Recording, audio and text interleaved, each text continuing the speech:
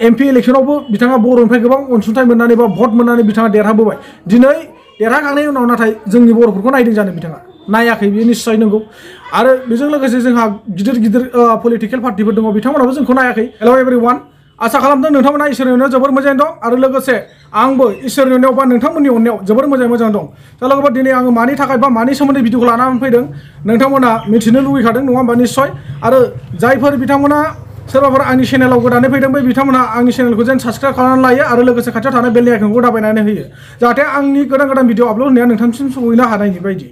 लोगोफोर दिनै बिदिब्ला आङो दिनैनि मेन गुबै बाथ्राफोरखौ गिबियाव आं एसेबाबो बुंनि आरो मानि थाखाय बा मानि सोमोन्दै आं भिडिअखौ लानानै फैदों नोंथांमोना निश्चय दसेनि उनाव नायनो हागोन नङा होमब्ला। आरो नायनानै जोबजासिम नायना लानानै नोंथांमोना बुजिनायनि गेजेरजों कमेन्टखौ खालामगोन होननानै आं आसा खालामो। लोगोफोर दिनैनि मेन गुबै थांखियानो जाहैबाय बा आं भिडिअ लानानै फैनाय मेन गुबै ओंथियानो जाहैबाय जोंहा मानगोनां बयबोथ' मिथिखागौ गुबुन जाथि थारमाने नबसरनिया MP दङ नङा होमबा। इउपिपिएल हानजानियानो जा बा बिजेपिनियानो जा जिखुनु बबेबा मोनसे दलनियानो जाया माने बा बिपिएफनिनो जाया माने बिथाङा MP बिथांमोना रुलिं गभर्नमेन्टआव दङमोन नङा होमबा।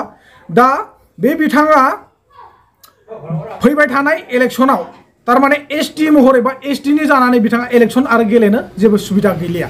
नोंथांमोना निश्चय खोनाखाबाय जानांगौ बा मिथिखाबाय जानांगौ बा नुखाबायबो जानो हागौ। दिनै आं मानि सोमोन्दै नबसरनिया मा खोथा बुंनो नागिरदों नोंथांमोना जोबजासिम नायगोन होननानै आं आसा खालामो। दा आंनि बुंनो गोनाङा बिसोरदि बिथाङा सासे गुबुन जाथि जानानै बर' हारिनि गेजेराव गोबां जेंना जेंसि खालामबोबाय बा गोबां बिदिनो नारा नाथानि गेजेरजों बिथाङा जोंनि बर'फोरनि सायाव गोबां खोनासंथावै बाथ्राफोर जोंनि बर'नि लिडार केडारफोरखौ बा बर'नि आफादफोरखौ बिथाङा गोबां इनसाल्ट खालामनानै गालांबाय। दिनै बै जायबायदि सुबुङा बिथाङा नबसरनिया बिथाङाबो मोनसे हारिनि बा मोनसे जाथिनि मानसि, जोंहा बेखौ फाजानांगौ जेबो गोनांथि गैया। जाय हक जोङो बेखौसो सानो बिथाङाबो सासे मानसि हिसाबै जोनोम मोननानै फैदों जेब्ला मानसि महरै उजिदों जेब्ला बिथांनावबो सानना हनाय बा गियानि गुनिया जथेस्थ' दंखायो। नाथाय बिसोरो माब्रैहाय गोरों गोरा मानसिफ्रा अगियानजों गोथौ माइन्ड साननानै बिसोरो जोंखौ माने बबे खैसारजों सायोब्ला खोख्लैनानै दोननो हागोन बेखौ बिथांमोना जोबोरै नोजोर होयो। दा बेनि सोमोन्दैनो आं नोंथांमोननो दिन्थिनो थाखाय भिडिअखौ लानानै फैदों। नोंथांमोना जाहाथे स्किप खालामाजासे दिनैनि भिडिअखौ जोबजासिम नायगोन होननानै आं आसा खालामो। आरो लोगोसे बेखौनो आं बुङो जे नोंथांमोना साननो हागौ नबसरनिया बिथांनि भिडिअखौ मानो लाबोदों होननानै।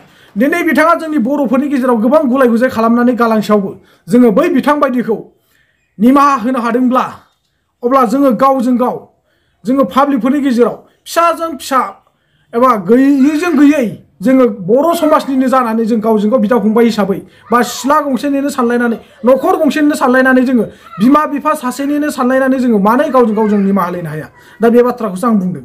बेखायनो नोंथांमोना जाहाथे गेना गोरोन्थिफोर जायोब्ला गावजों गाव जोङो निमाहा होलायनांगौ सुद्रायलायनांगौ।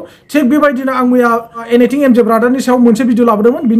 बिनि भिडिअ लाबोनायनि सायाव किसुमान मानसिफ्रा गोबां गाज्रि कमेन्ट्स खालामदों। अरजाया गाज्रि कमेन्ट खालामनानै मोजां मोनग्रा मानसिया गाज्रि कमेन्टखौ खालामखागोन आरो जायफोर सुबुंफ्रा मोजां कमेन्ट खालामना मोजां मोनो बिथांमोना मोजां कमेन्ट खालामखागोन। आरो मोजां कमेन्ट खालामग्राजों बा मोजां मानसिजों अरायसम बयबो थायो। आरो जाय बिथाङा गाज्रि साननाय लायो बे बिथांजों रावबो माने खौसे गैया एबा लोगोआव गैया होननानै बयबो मिथिखायो। जे बियो सरनिया बर' कसारिनो आरो बिसोरो नोंसोरो आसाम गभर्नमेन्टखौ होनहरबाय नोंसोर माबे आयेनजों माबे दफाजों नोंसोर माबे कनस्टिटिउसन आयेनजों नोंसोरो बिसोरनो नटिफाइड नङै मानसिफोरनो बोरै ST सार्टिफिकेट होदों। दाना बिसोरो जबाबदिहि जाबाय।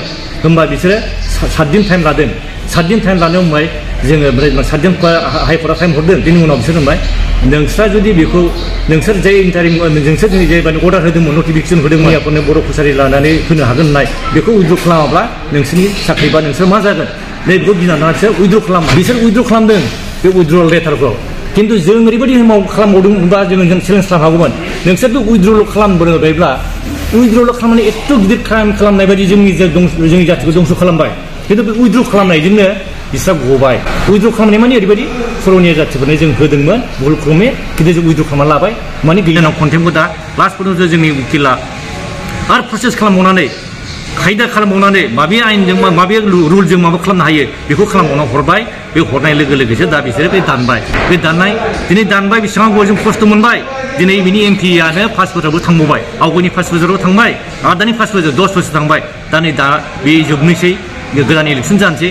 थेवबो जों दा थेवबो स्क्रुटिनि कमिटिखौ जाय अफिसारफोर बिथांमोनखौ जों धन्यबाद होबाय जे बे एसे सम थाबावनायावबो जोंखौ दाननानै जोंनि बे खामानिखौ साक्सेस खालामबाय जों दा बिराद गोजोननाय आरो जों बर' हारिनि थाखाय बे जों देरहानाय मानसिफोरखौ बे बिराद अपमान खालामदों दिसपुराव बियो जाय माबायाव दिसपुरनि जोंनि बर'नि MLA फोरनि जोंनि राजभवनाव बियो थानानै दुगा बे लेक्सार होदों अपमान खालामदों नाथाय जोंनि लिडारफोरा रावबो खुलासियाखै बिनि रावबो बे जबाब होआखै नाथाय जोंहा गोसोआव गाबखांदों जे सासे अना बर' मानसिया जोंनि बर'नि सायाव माने अन्याय भाबै जोंखौ नासयनानै दोनबाय जायनि थाखाय जे जों मोननांगौ बेखौ मोनाखै बेफोरनि थाखाय जों नांनानै दिनै जोंनि बिराद गिदिर देरहानाय आरो फैगौ इलेक्सनाव बे नगर सरनिया मालाबाबो इलेक्सन गेलेनो मोनला मालाबा ST रिजार्भआव बे क'क्राझाराव गेलेनो मोनला बे बाहा गेलेहैदों खिन्थु बियो जोंनि क'क्राझार ST रिजार्भआव बे सिराव गेलेनो मोनला आरो सोरबा बेबायदि लाखोमानानै दा अनलाइनजों लाखोमागासिनो दं लाखोमावनो गेलेनो नागिरा बिनि थाखाय जों गसंगोन मानो होनबा बेवहाय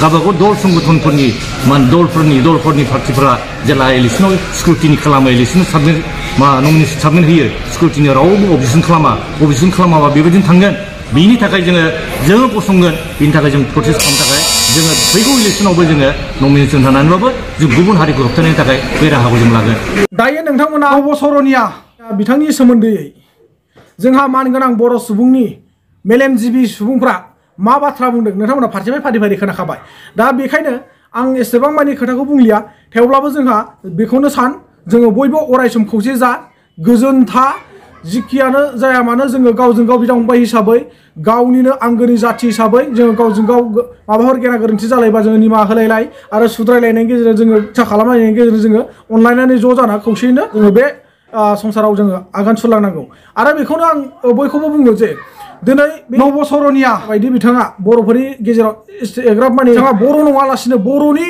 सिनायथि होनानै बिथाङा MP गेलेबोबाय MP इलेक्सनावबो बिथाङा बर'निफ्राय गोबां अनसुंथाइ मोननानै बा भट मोननानै बिथाङा देरहाबोबाय दिनै देरहाखांनायनि उनाव नाथाय जोंनि बर'फोरखौ नायदों जानो बिथाङा नायाखै बेयो निस्सय नंगौ आरो बेजों लोगोसे जोंहा गिदिर पलिटिकेल पार्टिफोर दङ बिथांमोनाबो जोंखौ नायाखै जोङो एथ'ग्राब मानि दिनै पलिटिकेलनि खोथाखौ जोंहा बुंनांगौ जेबो गोनांथि गैया नाथाय आं बेखौनो सानो